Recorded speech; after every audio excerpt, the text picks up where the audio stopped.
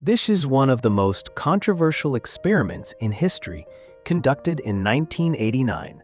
A French scientist named Didier Deether placed 6 mice in a box. In front of this box, there was a tunnel filled with water, and at the end of that tunnel, food had been placed for them.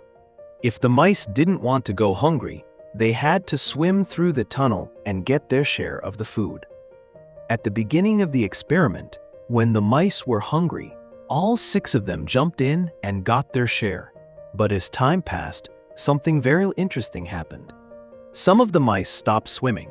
They waited at the entrance of the tunnel, and when the others came back with food, they forcefully took it from them until they were full. Now, this experiment teaches a few very important lessons.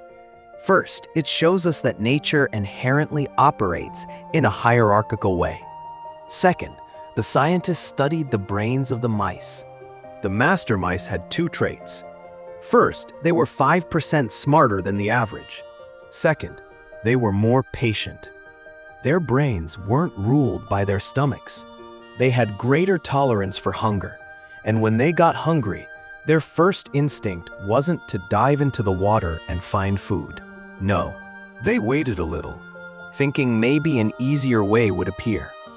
The lesson of this experiment is very clear. Nature fundamentally works through hierarchy, and the higher ranks belong to smarter, more patient individuals who believe. Soon, the mice were divided into 2 groups, masters and servants. And the masters no longer needed to use force.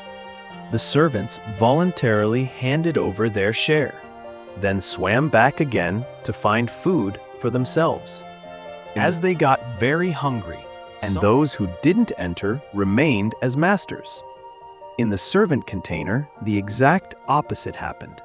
At first, all of them entered the tunnel, but gradually, some decided to wait.